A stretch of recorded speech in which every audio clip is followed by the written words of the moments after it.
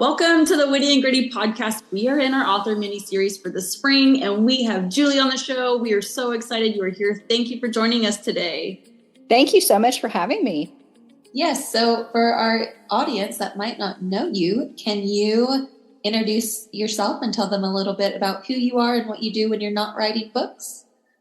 Sure. Well, I'm a wife and a mother, and I have two older kids, and I have a son and a daughter, and they are thankfully out of the nest. And I enjoy reading, and my husband and I have a camper. So we just got back from a camping trip. We love getting out in nature, which is so odd because I used to not be that way. But, and I guess I just love Jesus. I love that. That's the most important. Today we are talking about your newly released, it's a few months old, Marriage Interrupted. Can you give us a little bit about your book? What is it in a nutshell? Well, I started this book because I realized that when I was talking about my last book, which was called Estranged, and it's about my family estrangement, I'm still processing what happened. And one of the things that I had realized over time when I had been doing podcasts and thinking through it when people would ask me is I really had no idea how to deal with conflict. And it seemed to be the obvious problem in the fact that I was having conflict not just with my parents, but with other people. And I don't know if any of your audience do this, but my idea of dealing with conflict is hiding and running. And I'm getting points to Farron. And so I like peace at all costs, and I want everybody to love me. And I would just rather suffer through and people please. Well, but I realized that people pleasing is codependent, actually. That's what that is. It's if I'm not okay, if you're not okay. So, and then also I realized the stress that it caused on our marriage with having that family estrangement. And it wasn't just the family estrangement. It was I had several other things going on at the same time, as if that's not enough. And I had not only the family estrangement, but I also was diagnosed with Crohn's disease. And if you're not familiar with what Crohn's disease, it's like the stomach flu, it's food poisoning, and maybe an ulcer, all combined in one, and add lots of blood. Oh, it sounds lovely. And then, yeah, it's lovely. And so then my husband and I were going through job and money issues, and that made the nightmare of perfect storms. And so that's how the book was birthed, this is what I went through. It wasn't just a family estrangement. These were all conflicts, and here's how to deal with conflict in your unexpected trauma in your life. Wow. I think everyone to some degree can relate to that. Especially, I know we have a ton of listeners who are people pleasers or they are not conflict driven. Some people do love conflict or don't mind it, but. I was going to say, you're both soccer players, and I know that that y'all are both kind of tough. And so I would have thought both of y'all would be okay with conflict. No. I protect her. That's my job. Except when she unless we're on opposite teams, so that's why it worked out that we were teammates, and then I will protect her at all costs. Well, to that point you were just saying, I think this book also serves an audience that if they're facing maybe an interruption we get really focused on solving that problem, but maybe fail to recognize how it's interrupting our relationships and the things that were going well too before this interruption came along. So man, absolutely. How necessary. Yeah. And I know there's some of us, you go through phases where you're in the valley, but then you're getting peppered with everything, it feels like. And so that has to go somewhere. And sometimes if it's mismanaged, it comes out ugly on the people you're closest to. So I love that. That is so true. Yes. Yes. So that's so true. You talked a little bit about the inspiration behind the book. So who would you say would benefit from reading Marriage Interrupted? Oh, I would say anybody that's about to get married to, if you even have a good marriage, all the way to anyone that's just about on the brink of divorce, because everyone is going to have an interruption in their marriage, and it is no fail. So this is something to help prepare you how to deal with conflict when it does happen. It's not if, but when. That's good to know that it is coming. I know sometimes if you're in that newlywed the newlywed phase and you're like, oh, I love you too. This is so great. And then a couple years, what are you doing? I thought that was cute, but now it is not. We've got to stop. Well, in my book, in the first chapter, I think my husband and I've been married a month, and I opened up the book with talking about how I bit my husband. And so I knew early on something was wrong. Julie, what happened? It's a funny book, and I have a lot of stories I tell on us, but in our first month of marriage, my husband's a health food nut. And so I dated my husband off and on for 8 years. We'd grown up together. I knew him. Our families knew each other. We were in church together.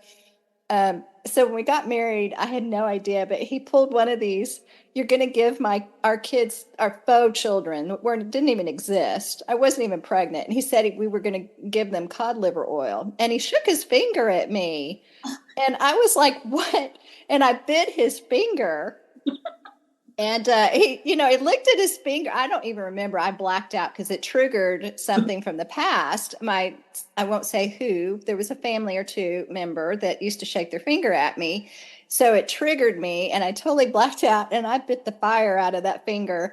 And then I ran to the bedroom, which was about like 20 feet from the living room. We had like a 600-foot square foot of condo. And so and I slammed the door and locked it. And all the time he was going, she bit me. She bit me. He's looking at his finger going, she bit me. I love that you can laugh about it now, but during that moment, I'm super visual. So as you're laughing, I got the comedy reel in my head going, watching this. But in that moment, that was probably very triggering and very traumatic. And I love that you somehow tied that into getting help with that and helping others through that. Because there's times we respond and we don't know why we're doing what we did. I didn't mean to immediately snap and bite your finger. But we do that all to some degree if we do not address what's going on inside. Right. And one of the things that I really reemphasize over and over again is that when you get married, the way you dealt with conflict as a child worked well then. You might have pouted and had a tantrum and did the silent treatment, and all those, maybe they worked okay when you're a kid, but they don't work well as an adult. And so you have to show up in your marriage as an adult, and the pouting and the eye rolling and the silent treatment and all of the childhood tactics that we use no longer work. And so you really have to decide to be an adult and to show up every day as an adult. I agree. And to your point you made a few minutes ago, because I'm the one that does not like conflict and I'm happy to avoid it at all costs. We are big on the podcast about growing a community before maybe you need one. Establishing a prayer life with God before you think you need one. Equip yourself with knowledge on scripture before you find yourself in a place where you're wishing you knew more. So I will just have a little bit of humble pie and say that, yes, inevitably we're going to run into conflict. And if it's something I don't like, there's room to grow, and why not prepare ahead of time? Future me would appreciate that. Remember this, future me. Well, I love how on your podcast you're doing right now the 40 days of prayer. And I see that you all are big into prayer. And that is one of the ways that you can deal with conflict. And I have a whole chapter on that. And that is really what changed my marriage. And yes, there are some tactics that I learned in counseling, but the stronghold that broke was fasting and prayer. And I highly recommend that you do that. And I'm not an affiliate in any way, but I use The Power of a Praying Wife by Stormy O. Martin. And at the end of every chapter, there's a prayer. And I just started praying those prayers. And it really helped me to realign my thinking of how I should be behaving as a wife. Because my family that I grew up in was, since you haven't read my first book, and I don't talk a lot about this, but my dad is an Italian, and he had an Italian restaurant, and he had the first nightclub in Texas, and he had acts vacillating between Vegas and Dallas. And if you put Italians and Vegas together, you can kind of get where I'm going with that. And so that's the kind of family I grew up in. It was basically my way or the highway. This is how you're doing it. And then when they got saved, they moved into the Bill Gothard movement. I don't know if you're familiar with that, 19 Kids and Counting. And anyways, but that's very legalistic. And so I grew up in a very legalistic, severe household, more truth than grace. And so that's why I learned to run. And I never learned how to deal with conflict because it was never even an option. There was never a way to even give my opinion or to think other than what I was told. And so I came in pretty handicapped. And that's a lot of people come into their marriage handicapped from family of origin for one reason or another. And they don't teach this stuff in school. So you really have to learn how to deal with conflict in a healthy way. And just because you're a Christian, that doesn't make you necessarily healthy.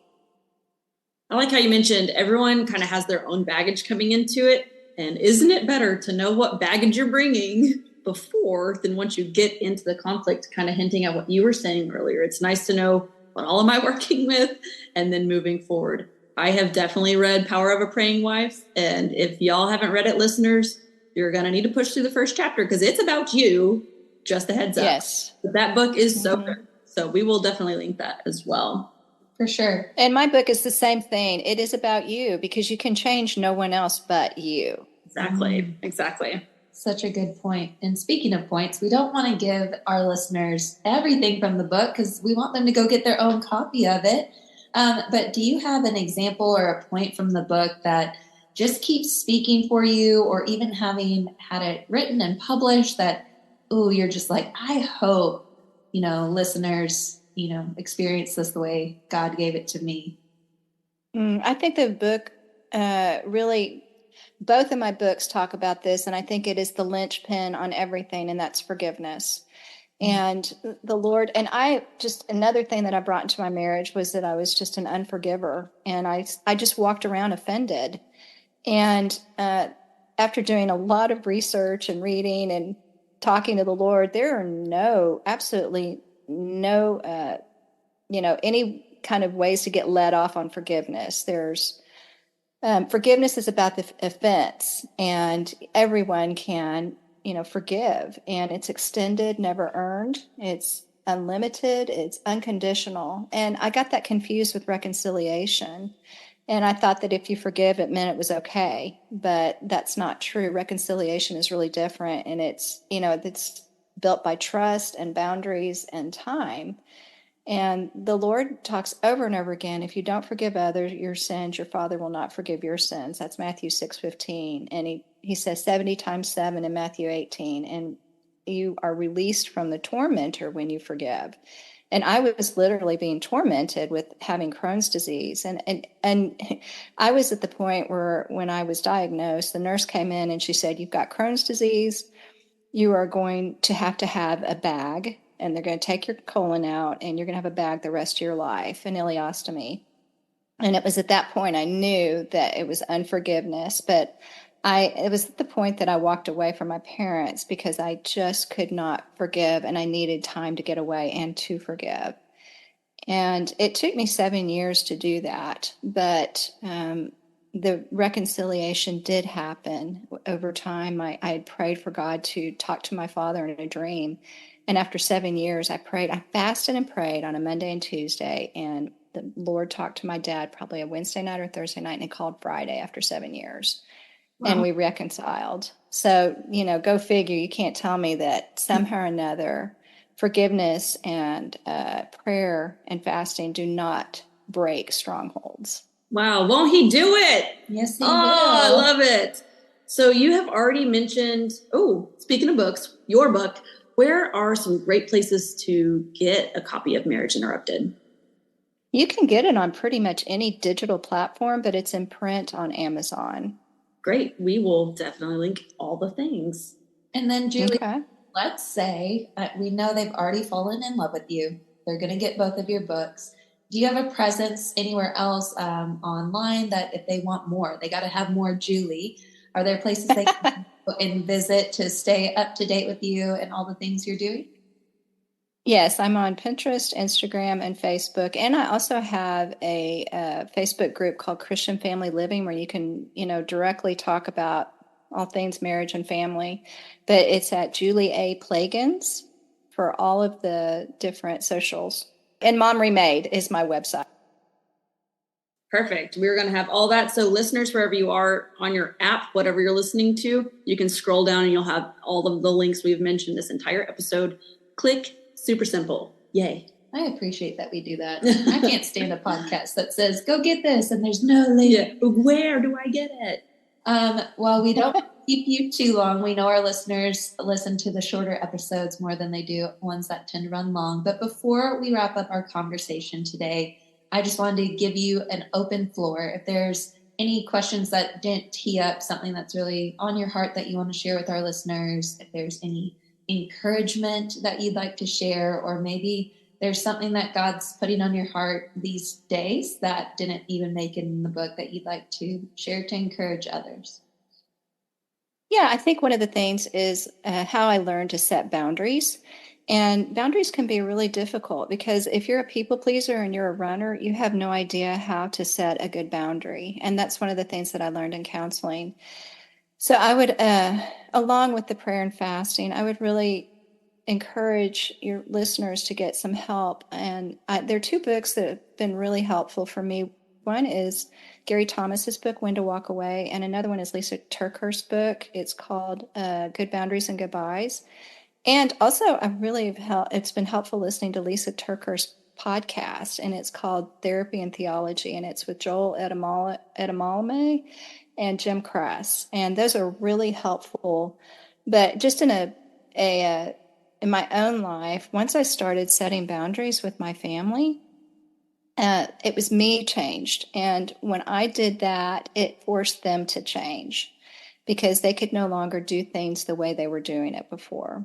And I think there's a lot of people that might get worried about, this relationship's so toxic, I'm going to just go walk away. But Gary Thomas talks about a difficult relationship versus a toxic relationship. And so I would just, encourage you, not just with your family, but of course in your marriage, to look, and before you walk away and get a divorce, before you walk away from, things that God really has you've made a covenant in that relationship, I would learn how to set boundaries with your spouse and your kids and your family members, all the above, because doing that will help you to have a healthier relationship. And I did that with my husband, and it made a huge difference.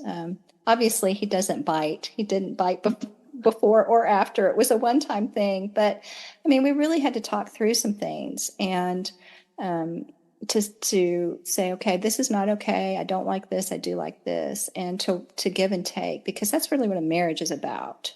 So I think that's about it. I would just encourage you. The book is funny, and there's lots of great stories, but there's also a lot of really good points. So I'm hoping that you will get that.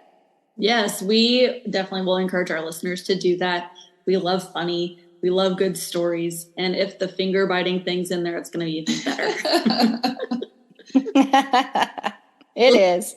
Julie, thank you so much for coming on the show. And we are so excited for our listeners to grab a copy of your book, Marriage Interrupted. Thank you so much for having me. I've been just so honored to be a guest on your podcast.